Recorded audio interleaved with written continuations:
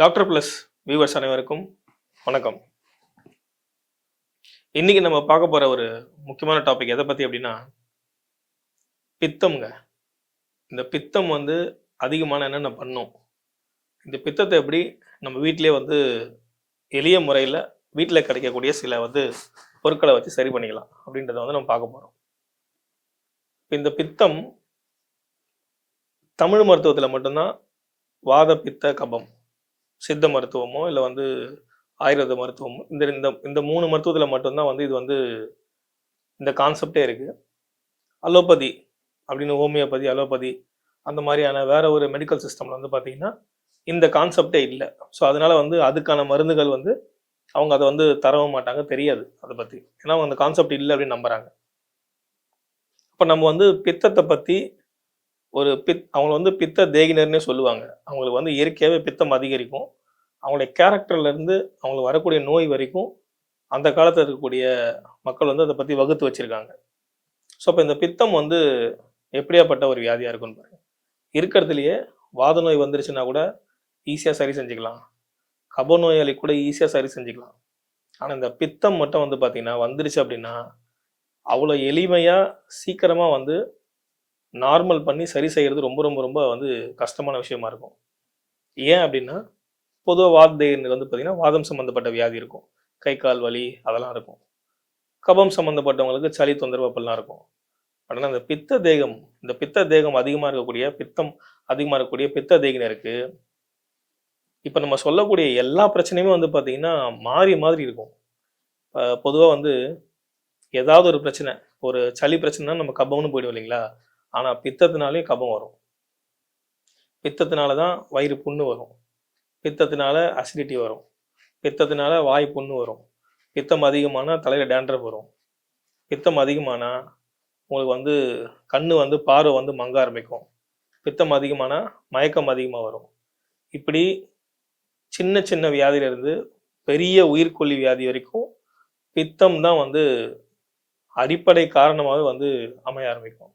டயபெட்டிஸாக அதுக்கு ஒரு பித்தம் காரணமாக இருக்கும். இன்னைக்கு நம்ம அதிகப்படியான எண்ணிக்கையில் ஃபேஸ் பண்ணக்கூடிய பிரச்சனை பார்த்தீங்கன்னா எங்கே பார்த்தாலும் தெருவுக்கு ஒரு 2 இடத்துல ஓப்பன் பண்ணுற பார்த்தீங்கன்னா ஃபர்டிலிட்டி சென்டர்னு ஒன்று ஓப்பன் பண்ணுவாங்க. அதுக்கு மிக முக்கியமான காரணம் இந்த பித்தம் தான். பித்தம் அதிகமாகி உடல் உஷ்ணம் அதிகமாகி அவங்களுக்கு ஃபர்டிலிட்டி கரெக்டாக இருக்காது. ஏன் அப்படின்னா கர்ப்பப்பையில் வரக்கூடிய நீர்க்கட்டியிலேருந்து எக்கச்சக்கமான பிரச்சனைகள் வரும். பித்தம் முடி கொட்டுதா, பித்தம் ஜாஸ்தி ஆயிடுச்சு, இப்படி நீங்கள் பித்தத்தோட லிஸ்ட் எடுத்தீங்கன்னா அதிகமாக நீங்கள் மாட்டு சொல்லிக்கிட்டே போகலாம். அப்போ பித்தத்தை ரொம்ப எளிமையாக டக்குன்னு சரி செஞ்சு குறைச்சிட முடியுமா அப்படின்னா இதுக்கு ஒரு ஒரு ஒரு ப்ரோட்டோகால் மாதிரி எப்படிலாம் என்னென்ன சாப்பிடணும், என்னென்ன சாப்பிடக்கூடாதுன்னு ஒரு வாழ்நாள் முழுக்கவே ஒரு லிஸ்ட் இருக்குது. ஸோ ஏன்னா பித்த தேகினருக்கு எப்பவுமே பித்தம் இருக்கும், அதை கண்ட்ரோலில் நார்மலில் கொண்டு வரது தான் அவங்களோட வேலையாகவே இருக்கும். ஸோ அவங்களுக்கான ஒரு வீடியோ இது. இப்போ இந்த பித்தம் அதிகமாகிடுச்சு சார், நான் என்ன பண்ணாலும் பித்தம் எனக்கு குறையவே மாட்டுது அப்படின்னா இவங்களுக்கு நம்ம சொல்லக்கூடிய இந்த விஷயங்களை அவங்க லைஃப் டைம் கடைப்பிடிச்சிட்டே வரணும். அதில் ஒரு சில விஷயங்கள் நம்ம பார்ப்போம். எண்ணெய் குளியல்ன்றது பித்த தேகினருக்கு ரொம்ப ரொம்ப முக்கியம். ஏன் அப்படின்னா டக்குன்னு கோவம் வந்துடும், எதை பார்த்தாலும் அதிகமாக எரிச்சல் அடைகிறது, இது எல்லாமே பித்தம் அதிகமானால் வரக்கூடிய ஒரு சிம்டம்ஸ். ஹார்ட் பல்பிட்டேஷன் இவங்களுக்கு தான் அதிகமாக இருக்கும். அப்போது நீங்கள் நல்லா கவனித்து பாருங்கள், பித்தம் சரியானா உங்கள் சித்தம் நல்லா இருக்கும்னு சொல்லுவாங்க. அது காரணம் என்னென்னா சித்தம்னா நம்ம உடம்பு, அறிவு அப்படின்னு சொல்கிறோம். நம்ம சித்தன்னு ஒரு வார்த்தை சொல்லுவோம் இல்லைங்களா. ஏன் அப்படின்னா அவனுக்கு அறிவு, அதை பற்றின தெளிவு, ஒரு விஷயத்தை பற்றி அறிவும் தெளிவும் இருக்கக்கூடிய ஆளை சித்தன்னு சொல்கிறோம். அது அப்படியே ஆப்போசிட்டாக ஒரு விஷயத்தை பற்றியோ எந்த விஷயத்தை பற்றி கேட்டாலும் அந்த விஷயத்தை பற்றி அறிவும் இருக்காது, தெளிவும் இருக்காமல் வேலை செய்கிறவங்க தான் பித்தம் அதிகமானவங்கன்னு சொல்லுவோம், பித்தன்னு சொல்லுவாங்க. அதாவது மூளை குழம்பி போனவர்கள் அப்படின்னு நம்ம சொல்லுவோம். ஸோ நம்ம பித்தம் அதிகமானவர்கள் தான் பித்தன் அப்படின்னு சொல்லுவோம். ஏன்னா மூளை செயல்பாட்டை இழந்துரும், சரியாக என்ன பண்ணுறனே தெரியாமல் இருப்பாங்க. இன்னும் கிராமப்புறங்களில் இந்த வார்த்தையை அடிக்கடி உபயோகப்படுத்துவாங்க. உங்களுக்கு பித்தம் தலைக்கேறிச்சுன்னு நினைக்கிறேன், அதனால தான் இப்படிலாம் நடந்துக்கிறேன் அப்படின்னு சொல்லி திட்டுவாங்க. பித்தம் அதிகமானால் நீங்கள் ஒரு சாதாரண ஒரு மனுஷமாக நடந்துக்க மாட்டீங்க அப்படின்னு சொல்லி திட்ட ஆரம்பிப்பாங்க. இப்போ பித்தம் உங்கள் மனசை இந்த அளவுக்கு பாதித்து புத்தியை பேதலிக்கிற அளவுக்கு வந்து இந்த பித்தம்ன்றது இருக்கு. ஸோ இப்போ நம்ம சொன்ன மாதிரி எண்ணெய் குளியல், இவங்களுக்கு வந்து எண்ணெய் குளியல்லையே விளக்கெண்ணெய் வந்து இவங்களுக்கு ரொம்ப அதிகமாக வந்து உபயோகப்படுத்தக்கூடிய ஒரு ஆள்னு பார்த்தீங்கன்னா பித்த தேய்னர் தான். இந்த பித்தம் தான். பித்தம் அதிகமாக இருக்குது அப்படின்னா கண்டிப்பாக வந்து வாரம் ஒரு முறையாவது அட்லீஸ்ட் இந்த விளக்கெண்ணெயை வந்து தேய்ச்சி குளிக்க பழகிக்கணும். அப்படி தேய்ச்சி குளிச்சா மட்டும்தான் இவங்களுக்கு வந்து உடல் உஷ்ணம் இந்த பித்தம் கம்மியாகி ஒரு நார்மலுக்கே வருவாங்க.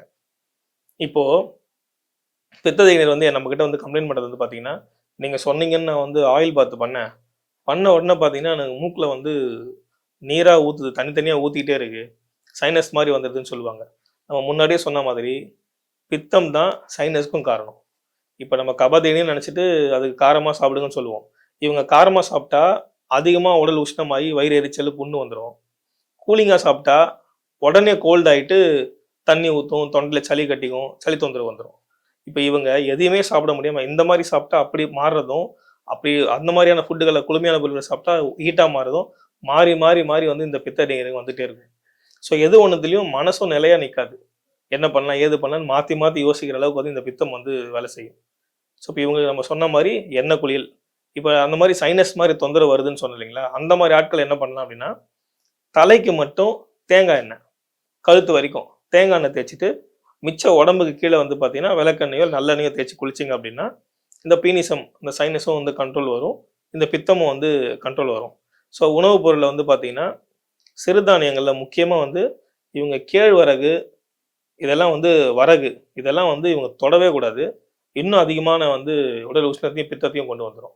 அப்போ இவங்க சாப்பிடக்கூடிய ஒரு உணவுன்னு பார்த்தீங்கன்னா இந்த பச்சைப்பயிறு. பச்சைப்பயிறு வந்து வேக வச்சு கொஞ்சமாக சாப்பிட்டீங்க அப்படின்னாலே இவங்களுக்கு வந்து ஒரு மாதிரி மன அமைதியே வந்து வர ஆரம்பிச்சிடும் இந்த பித்த தேய்னருக்கு. அவ்வளோ வந்து கண்ட்ரோல் பண்ணக்கூடியது. காய்கறிகளில் வந்து நீர் காய்கறிகள் வந்து இவங்களுக்கு ரொம்ப விசேஷமாக எடுத்து சாப்பிடலாம். அது இல்லாமல் கிழங்கு வகைகள்னு பார்த்தீங்கன்னா இவங்களுக்கு ஒரே கிழங்கு தான், கருணை கிழங்கு மட்டும்தான் வந்து இவங்களுக்கு வந்து ரொம்ப யூஸ்ஃபுல்லாக இருக்கும். மற்ற எந்த கிழங்கு வகைகளை சாப்பிட்டாலும் உடனே இவங்களுக்கு வந்து வயிறு எரிச்சலும் புளிச்சேப்பம் ஒரு கேஸ்ட்ரிக் மாதிரி வந்து ஃபார்ம் ஆக ஆரம்பிச்சிடும். அடுத்து வந்து பார்த்தீங்கன்னா பால், பால் இவங்க சேர்த்துக்கலாம். பால், நெய் அதெல்லாம் வந்து சேர்த்துக்கலாம். இதெல்லாம் வந்து கொஞ்சம் கொஞ்சம் சேர்த்துக்கலாம். மற்றபடி வந்து இவங்க வந்து மோர் வந்து இவங்களுக்கு வந்து ரொம்ப அதிகமாக வந்து யூஸ் ஆகக்கூடிய ஒரு விஷயம். ஸோ இப்போ இந்த பித்த தேய்நீர் வந்து பார்த்தீங்கன்னா பித்தம் அதிகமாகிடுச்சு, எனக்கு கண் எரிச்சல் இருக்குது, உடல் உஷ்ணம் ஜாஸ்தியாக இருக்குது, எனக்கு என்ன பண்ணுறதுன்னு தெரியல சார் அப்படின்னா, இப்போ நம்ம சொல்லக்கூடிய ஒரு சின்ன டிப்ஸு, இதை வீட்டில் எளிமையாக செஞ்சு நீங்கள் சாப்பிட்டு வந்தீங்கன்னா ஒரு வாரம் மட்டும் இதை சாப்பிட்டீங்க அப்படின்னா இமீடியட்டாக வந்து ஒரே வாரத்தில் உங்கள் பித்தம் வந்து கண்ட்ரோலுக்கு வந்துடும். இதை தினந்தோறும் சாப்பிட தேவையில்ல, அட்லீஸ்ட் மாதத்தில் வாரத்துக்கு ஒரு வாரம் மட்டும் சாப்பிட்டாலே போதும். இந்த பித்தம் வந்து தணிஞ்சு ரொம்ப நார்மலுக்கு வந்துடுவீங்க. இந்த பித்தத்தினால் ஏற்படக்கூடிய எல்லா வியாதியுமே, உங்கள் யூட்ரஸில் பிரச்சனை இருந்தாலும் சரி, வேறு எந்த இடத்துல பிரச்சனை இருந்தாலும் அது எல்லாத்தையுமே கண்ட்ரோலுக்கு கொண்டு வரக்கூடிய ஒரு சின்ன ஒரு இது ஒரு காஃபி டீ மாதிரி வச்சுக்கோங்க. ஒரு அந்தளவுக்கு வந்து ஒரு த பெஸ்ட் பானம்னு சொல்லுவோம் ஃபார் பித்த தேகி. என்ன அப்படின்னா சுக்குமல்லின்னு சொல்லுவோம். சுக்குமல்லி இல்லை, சாரி தனியான்னு சொல்லுவோம், மல்லி விதை. அதை வந்து எடுத்து உரலில் வந்து இடிச்சிருங்க. ஒரு ஒன்றும் பாதியமாக ஒரு 2 பக்கம் நல்லா பவுடர் ஆகாமல் சும்மா அப்படி இடித்து அதை வந்து என்ன பண்ணுங்கள், போட்டு ஒரு வாளியில் போட்டு நல்லா வந்து எண்ணெய்லாம் போடாமல் கொஞ்சம் அப்படி லைட்டாக பொன்னுரில் வறுத்துக்கோங்க. வறுத்து அதில் வந்து ஒரு 1 டம்ளர் தண்ணி இல்லை 1.5 டம்ளர் தண்ணி ஊற்றி நல்லா சுண்டை காய்ச்சி ஒரு 1/2 டம்ளர் வர அளவுக்கு நல்லா சுண்டை காய்ச்சிருங்க. 3/4 டம்ளர் வந்தாலும் பரவாயில்ல, சுண்டை காய்ச்சி இறக்கி அந்த தண்ணியை வச்சுருங்க. வடிகட்டி தண்ணி வச்சுக்கோங்க. அந்த வடிகட்டின தண்ணியில் பால் வந்து எடுத்து நல்ல பசுமாட்டு பாலாக இருக்கணும். நீங்கள் வந்து பேக்கெட் பால் யூஸ் பண்ணக்கூடாது. இதில் பசுமாட்டு பாலாக எடுத்து இதில் வந்து நீங்கள் ஊற்றிட்டு காய்ச்சின பாலை இதில் மிக்ஸ் பண்ணி பனவெல்லம் போட்டுக்கலாம். இப்போ சுகர் பேஷண்ட் வந்து பனவெல்லம்னா தேவையில்லை, போட தேவையில்லை. வெறும் இதை மட்டும் போட்டு காலை மாலை 2 வேளையுமே வந்து பார்த்தீங்கன்னா ஒரு டீ மாதிரி இதை வந்து ரெகுலராக நீங்கள் குடிச்சிட்டே வந்தீங்க அப்படின்னா இம்மீடியட்டாக வந்து உங்களுடைய பித்தம் வந்து பார்த்தீங்கன்னா நல்ல கண்ட்ரோல் வரதை பார்ப்பீங்க. மிக முக்கியமாக பித்த தேய்நீர் வந்து பார்த்தீங்கன்னா டீ காஃபியை தயவு செஞ்சு ஸ்டாப் பண்ணிவிடுங்க. டீ எப்பப்பெல்லாம் சாப்பிட்டீங்களோ அப்போ உடனே உங்களுக்கு அசிடிட்டி, வயிறில் அல்சர் வந்து அதிகமாகிடும். நீங்கள் இது எடுக்கவே கூடாது. ஸோ அந்த மாதிரி இருக்கவங்க வந்து பார்த்தீங்கன்னா இப்போ நம்ம சொன்ன இந்த ஒரு டீயை வந்து குடிச்சிங்க அப்படின்னா ரொம்ப ரிலாக்ஸ்டாக ஃபீல் பண்ணுவீங்க. பித்தம் வந்து ரொம்ப கண்ட்ரோலுக்கு வந்துடும். இந்த டீயை குடிச்சிட்டு இது எப்படி இருக்குன்னு சொல்லுங்கள். ஸோ இயற்கையான முறையில் நல்ல முறையில் எல்லாரும் ஆரோக்கியமாக இருக்கணும்னு வேண்டிக்கிறேன். நன்றி, வணக்கம்.